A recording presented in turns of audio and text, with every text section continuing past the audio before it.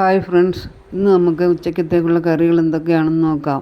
നമ്മൾ കുറച്ച് ചെറുപയർ കഴുകി കുക്കറിൽ വേവിച്ചെടുത്തു. പിന്നെ നമ്മൾ കുറച്ച് ക്യാരറ്റ്, സബോള, പച്ചമുളക് ഇവ ചെറുതായി അരിഞ്ഞെടുത്തു. ഒരു പാൻ അടുപ്പിൽ വെച്ച് അതിലേക്ക് വെളിച്ചെണ്ണ ഒഴിച്ച് കടുക് പൊട്ടിച്ചു. ലേശം വെളുത്തുള്ളി ചതച്ചതും കറിവേപ്പിലയും ഇട്ടത് താളിച്ചെടുത്തു.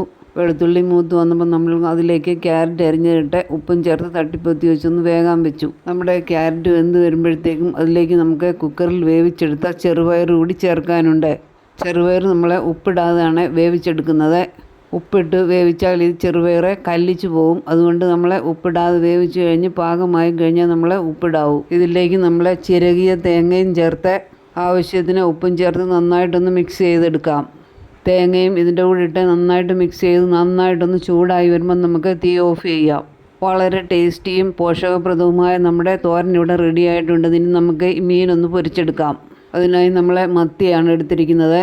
ഫ്രൈ പാൻ നന്നായി ചൂടായി വരുമ്പോൾ അതിലേക്ക് നമ്മൾ വെളിച്ചെണ്ണ ഒഴിച്ച് ഒരു പിടി കറിവേപ്പിലയും ഇട്ട് അതിൻ്റെ മീതെ മീനും ഇട്ട് നമ്മൾ തിരിച്ചും മറിച്ചും ഇട്ട് പൊരിച്ചെടുക്കാം. ഈ മീനിനകത്ത് കുറച്ച് പരിഞ്ഞിലുണ്ടായിരുന്നു, അതും നമ്മൾ ഇതിൻ്റെ കൂടെ ഇട്ട് ഫ്രൈ ആക്കുന്നുണ്ട്. ഇപ്പോൾ മീനിനൊക്കെ എന്താ വില? പ്രത്യേകിച്ചും മത്തിക്കൊക്കെ ഇപ്പം നല്ല വിലയാണ്. പിന്നെ നമ്മുടെ മത്തിയും പരിഞ്ഞിലും ഇവിടെ ഫ്രൈ ആക്കി എടുത്തിട്ടുണ്ട്. മാർക്കറ്റിൽ മീനിന് എത്ര വില കൂടിയിരുന്നാലും നമ്മൾ മലയാളികൾക്ക് ചോറുണ്ണാൻ മീൻകറി തന്നെ വേണം. എന്തായാലും നമ്മളും കുറച്ച് മത്തി ഇന്ന് വാങ്ങി. ഇനി നമുക്കിതിൻ്റെ കൂടെ ഒരു നല്ല മാങ്ങാ ചമ്മന്തി കൂടി അരയ്ക്കാം.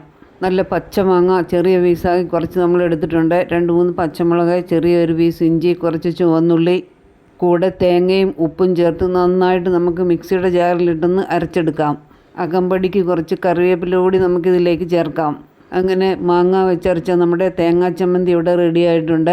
ഇനി നമുക്ക് ഒഴിച്ചുണ്ണാൻ കുറച്ച് മോരും കൂടി കലക്കിയെടുക്കാം. നമ്മൾ വീട്ടിൽ തന്നെ തയ്യാറാക്കിയെടുത്ത തൈര് നമുക്കൊന്ന് കലക്കിയെടുക്കാം.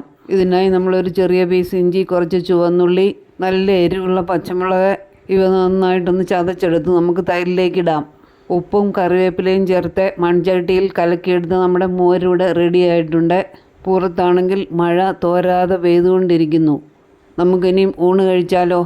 കുത്തരി ഇട്ട് വെച്ച നല്ല ചൂട് ചോറും നമ്മുടെ പച്ച മാങ്ങയും കറിവേപ്പിലയും ഇഞ്ചിയും എല്ലാം ചേർത്ത് അരച്ചുണ്ടാക്കിയ നമ്മുടെ തേങ്ങാ ചമ്മന്തിയും കൂടെ നമുക്ക് കുറച്ച് കിഴങ്ങ് മെഴുക്കുവരട്ടിയും പിന്നെ നമ്മൾ ചെറുപയറും ക്യാരറ്റും ചേർത്തുണ്ടാക്കിയ പോഷകപ്രദമായ നമ്മുടെ തോരൻ, നമ്മുടെ പച്ചമോരും മീൻ ഫ്രൈയും, ഇതൊക്കെയാണ് ഇന്നത്തെ നമ്മുടെ കറികൾ. പിന്നെ നമ്മുടെ ഈ വീഡിയോ കാണുന്നതിൽ ആരെങ്കിലും സബ്സ്ക്രൈബ് ചെയ്യാത്തവരുണ്ടെങ്കിൽ സബ്സ്ക്രൈബ് ചെയ്യണം. ലൈക്കും ഷെയറും ചെയ്ത് സപ്പോർട്ട് ചെയ്യണേ. ഇനിയും പുതിയ വീഡിയോയുമായി കാണാമെന്ന പ്രതീക്ഷയോടെ